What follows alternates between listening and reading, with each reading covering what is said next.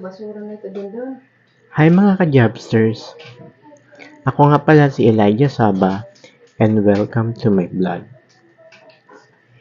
Ngayong gabi, ako po ay sabik sapagkat sa ngayon po ang mga tao po dito ay maagang nagpapahinga sapagkat kami po ay may outing po ng pamilya. Yung outing po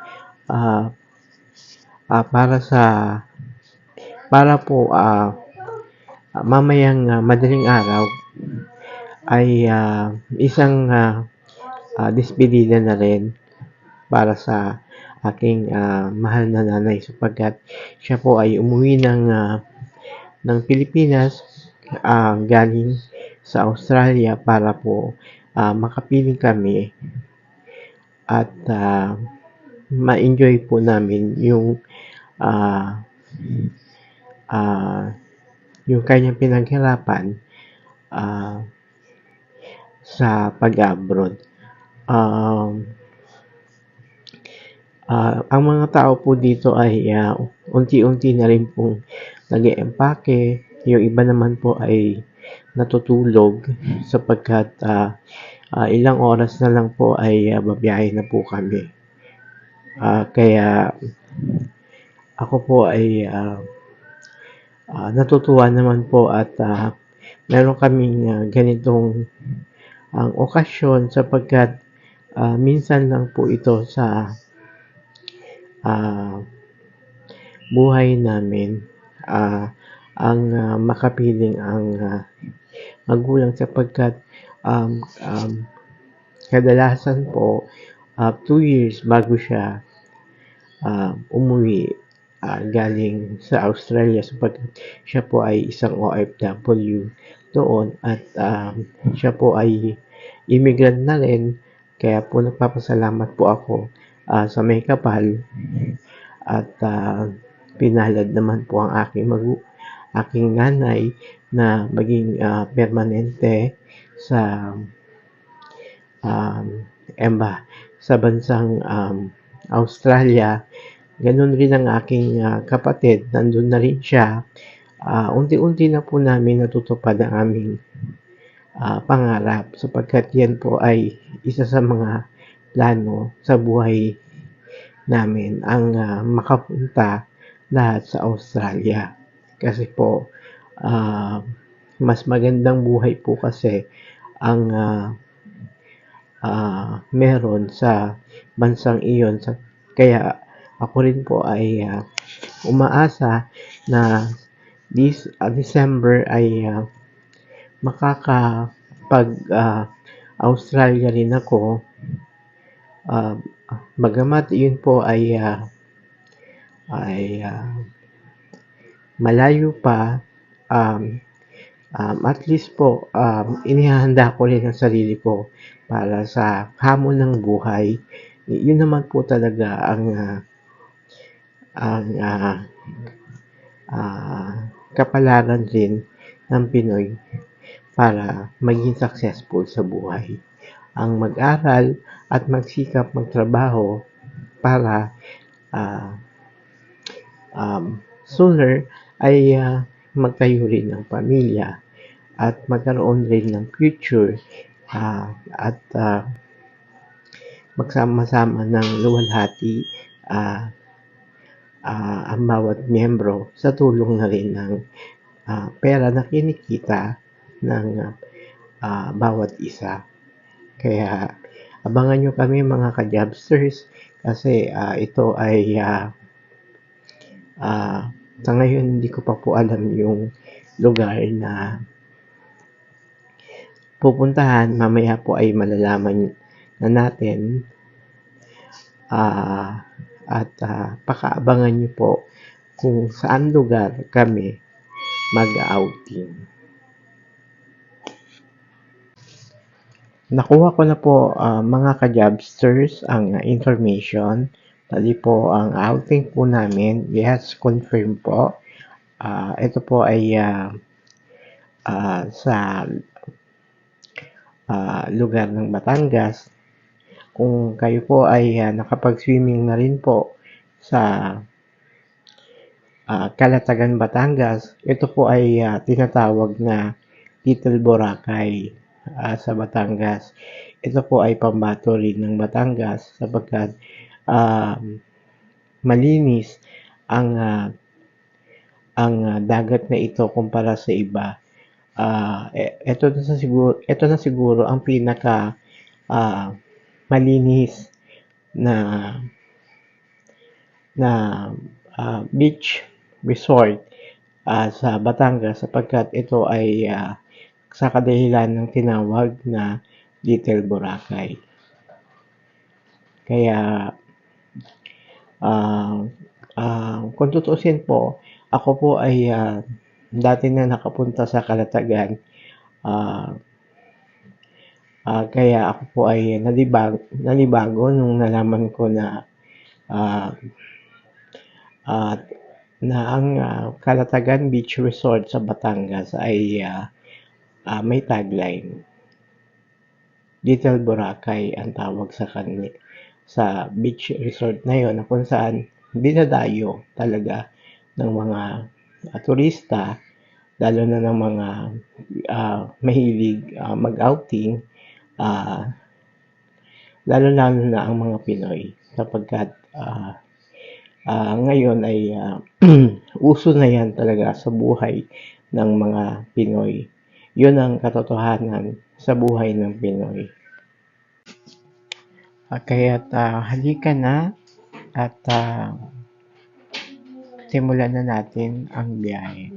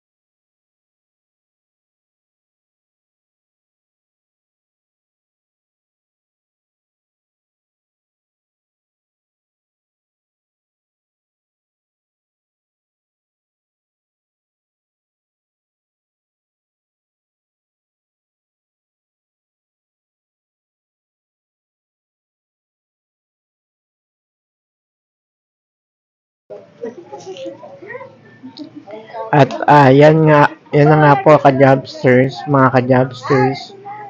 Dumating na po yung contact namin sa wakas at kami po ay makakapasok na sa loob ng Little Boracay kung tawagin dito po sa Batangas. Kaya abangan niyo po ang pagpasok namin dyan sa beach resort na yan sapagkat hindi naman pala sobrang aberya ang nangyayari sa amin sa ngayon.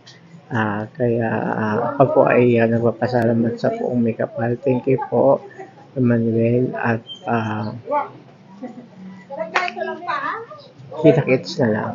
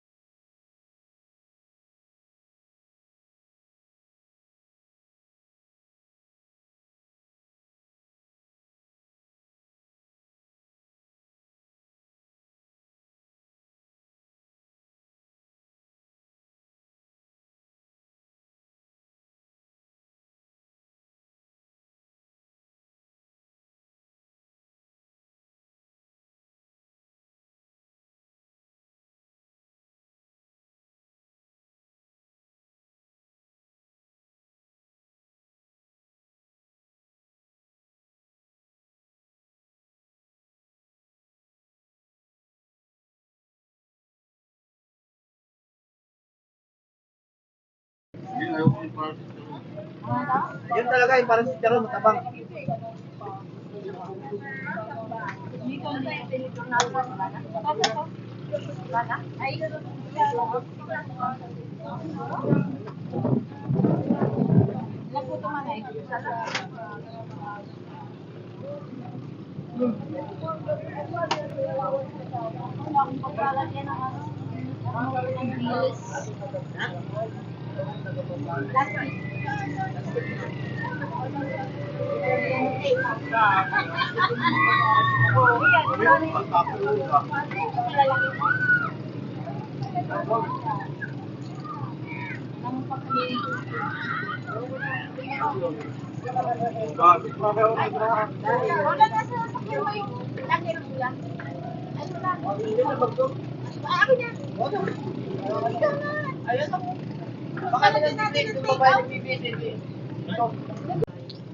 Yan po ang aking pamilya mga ka-jobster. Sa ngayon po sila po ay kumakain ulit sapagkat kanina po ay naligo kami.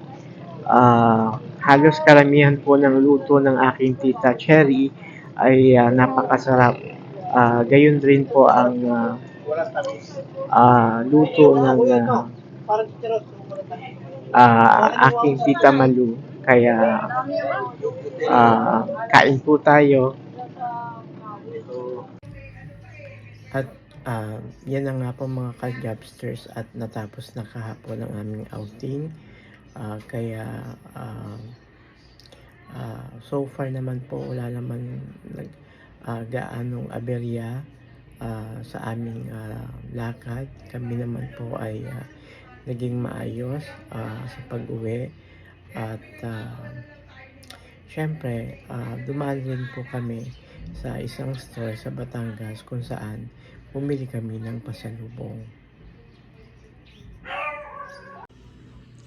At ito na nga po mga ka-jobsters ang nabili naming pasalubong. Ito po ay sa store po ng Cecilia's Buko Pie. Ganun naman po talaga kapag ikaw ay nag-outing, talagang bibili ka ng pasalubong para sa mga miyembro mo ng pamilya. Yan na po ay kaugalian na ng mga Pinoy dito sa Pilipinas. Kahit nga po hindi nag-outing ang mga Pinoy, basta nagpunta ng province, talagang may bit-bit na pasalubong para sa mahal sa buhay. Ayan naman po ay nakakaganda at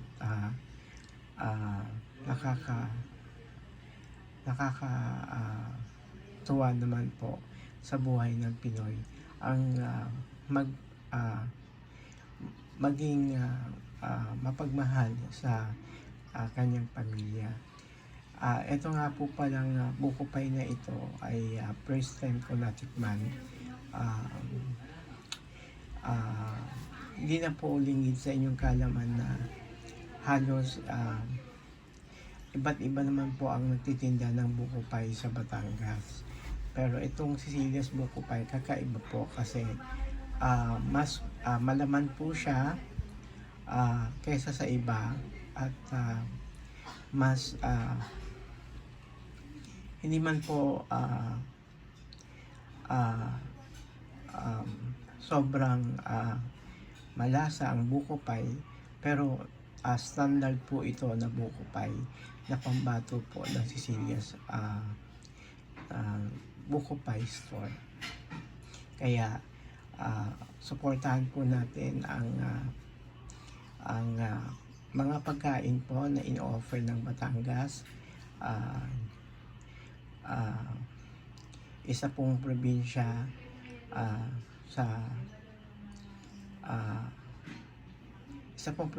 na dinudumog rin talaga ng maraming tao. At dyan na nga po nagtatapos mga ka-jobsters ang aking vlog.